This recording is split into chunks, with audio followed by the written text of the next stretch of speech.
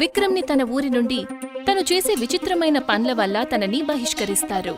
ఇవాళ తను చెట్టుకున్న ఒక కొమ్మ మీద కూర్చుని అదే కొమ్మని నరుకుతూ ఉంటాడు. మరొక వ్యక్తి, అతని పేరు శ్రీమాన్, అతను ఆ సంఘటనని చూస్తూ ఉంటాడు. అతను వెళ్లి విక్రమ్తో ఇలా అంటాడు. అరే విక్రమ్, నువ్వు అసలు ఏం చేస్తున్నావు? కనిపించడం లేదా? కొమ్మ నరుకుతున్నా. అది కాదు, నువ్వు ఆ విధంగా కొమ్మ నరికితే నువ్వు కూడా కింద పడిపోతావు కదా.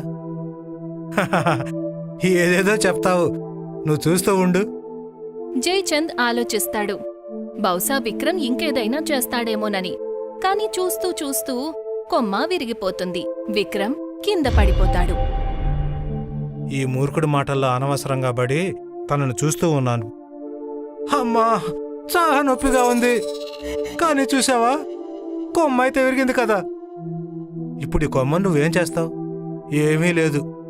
ఒకవేళ ఎవరికైనా అవసరమైతే వాళ్ళు తీసుకెళ్తారు. ఇక నేను వెళ్తాను. నేను రాజును కలవాలి. చాలా ముఖ్యమైన పని ఉంది.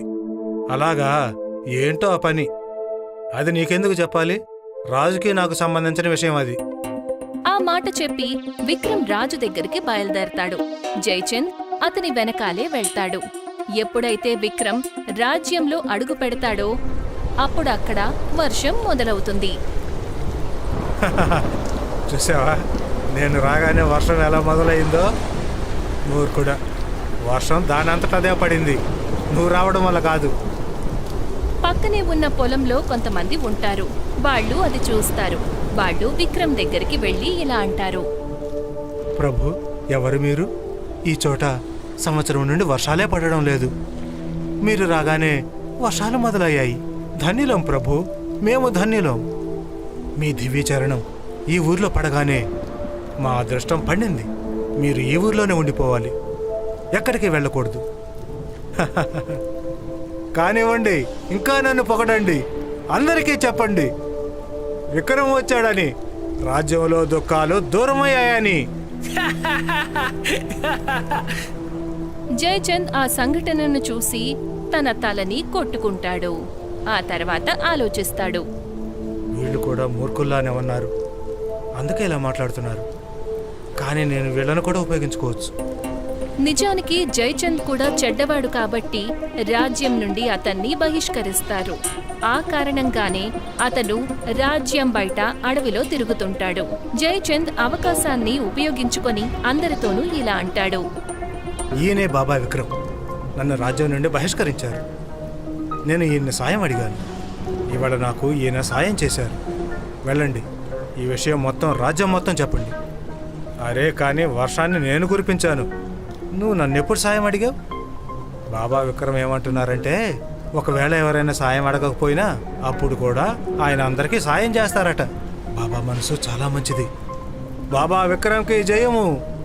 పదండి, మహారాజుకి ఈ విషయం గురించి చెబుదాం. ఇప్పుడు అక్కడ కేవలం విక్రమ్ ఇంకా జయచంద్ మిగిలారు. మిగతా వాళ్ళందరూ ఆ కబురుని అందించడానికి రాజ్యానికి వెళ్లిపోయారు. బాబా విక్రమ్, ఏంటి భక్త? మీరు మీ ఈ ప్రియమైన భక్తుడికి చెప్పండి, మీరు మహారాజుని ఏ కారణంగా కలవడానికి వచ్చారు? ఇప్పుడు నా పరమ భక్తుడు అడిగాడు కాబట్టి చెబుతున్నాను. వారి పుత్రికకు వివాహం జరగబోతుంది. నేను విన్నాను, ఎవరైతే వారి కన్యను శస్త్రవిద్యలో ఓడిస్తారో ఆమె అతన్నే పెళ్లి చేసుకుంటుంది. అలాగా? మీరు ఆమెను శస్త్రవిద్యలో గెలిచి ఆమెను వివాహం చేసుకోవడానికి వచ్చారా? నువ్వు చాలా గొప్ప జ్ఞానివి, నేను చెప్పకుండానే అర్థం చేసుకున్నావు. వీడు ఒట్టి మూర్ఖుడు, ఇప్పుడే స్వయంగా తనే చెప్పాడు, పైగా చెప్పకుండా తెలుసుకున్నావు అంటున్నాడు. సరేలే, ఎలాగో అలా నా పని పూర్తి కావడమే నాకు ముఖ్యం. సరే, రాజు దగ్గరికి వెళ్దాం పద. మీరెందుకు వెళ్ళడం? మీరు చాలా తెలివైన వారు, చాలా గొప్ప వ్యక్తి. మీ సందేశాన్ని తీసుకొని మీ ఈ భక్తుడు కదా వెళ్ళాలి. సరిగ్గా చెప్పావు. వెళ్ళు భక్త, వెళ్ళి రాజుతో చెప్పు, నేను శస్త్రయుద్ధం చేయడానికి వస్తున్నాను అని. ఆజ్ఞ బాబా విక్రమ్. ఆ మాట చెప్పి జయచంద్ అక్కడి నుంచి తిన్నగా రాజభవనానికి చేరుకుంటాడు. రాజు దర్బారు సిద్ధంగా ఉంటుంది. రాజు చెవులకు విక్రమ్ ఇంకా జయచంద్ కబురు అందుతుంది. ఎప్పుడైతే జయచంద్ దర్బార్కి చేరుకుంటాడో అప్పుడు అతను ఇలా అంటాడు. మహారాజు ఆదిత్యనాథుకు జయము, మహారాజు ఆదిత్యనాథుకు జయము. మహారాజా, నేను వనంలో ఎటువంటి ఆశ లేకుండా తిరుగుతూ ఉన్నాను. అప్పుడే బాబా విక్రమ్ నాకు ఒక కొత్త ఆశ, ఒక కొత్త నమ్మకాన్ని కలిగించారు.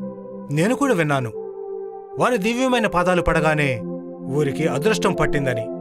ఏసారి నేను క్షమిస్తున్నాను, ఎందుకంటే ఊరిలో సమస్యలు తీరిపోయాయి.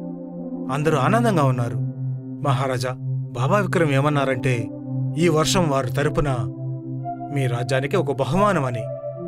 మేము రుణపడి ఉంటాము. ఇంకా ఏమన్నారు వారు? వారేమన్నారంటే రాజకుమారిని వారు శస్త్రయుద్ధంలో ఓడించి ఆమెను వివాహం చేసుకుంటారట. వారు గొప్ప జ్ఞానులై ఉంటారు, కాని పెద్ద పెద్ద విద్వానులు నా కూతురు ముందు గెలవలేకపోయారు.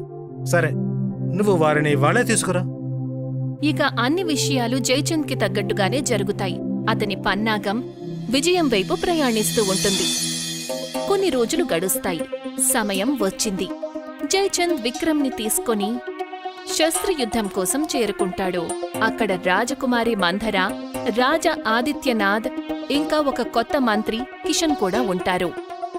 స్వయంవరం యొక్క ఆచారాన్ని మొదలుపెట్టండి. క్షమించండి మహారాజా, కాని బాబా విక్రమ్ ఏదో చెప్పదలుచుకున్నారు. ముందు మీరు అది వినండి, ఆ తర్వాత స్వయంవరంను ప్రారంభించండి. చెప్పండి, మీరు ఏం చెప్పదలుచుకున్నారు?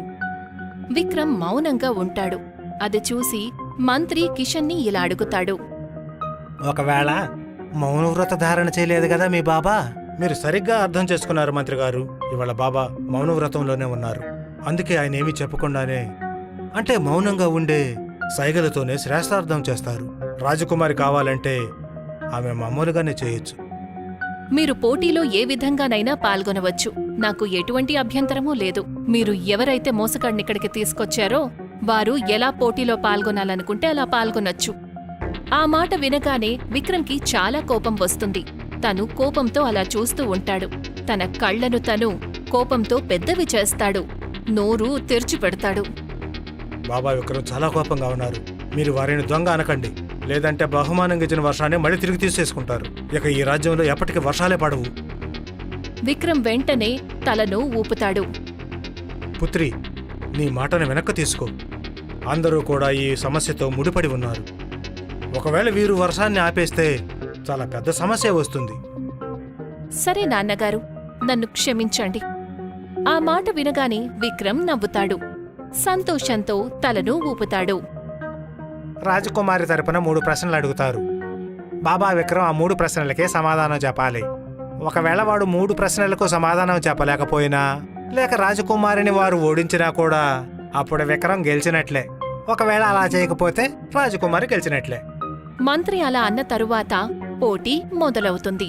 రాజకుమారి ఏమాత్రం మౌనంగా ఉండకుండా మొదటి ప్రశ్నను అడుగుతుంది. పోటీని మొదలు పెడుతుంది. ఈ రాజ్యంలో ఎన్ని పక్షులున్నాయి? విక్రమ్ తన 2 చేతులను పైకెత్తుతాడు, తనకసలు ఏమీ తెలియదు అని చెప్పడం కోసం. కాని జయచంద్ విషయాన్ని మార్చేస్తాడు. ఆయన ఏమంటున్నారంటే 10,000. అదెలా సాధ్యమవుతుంది?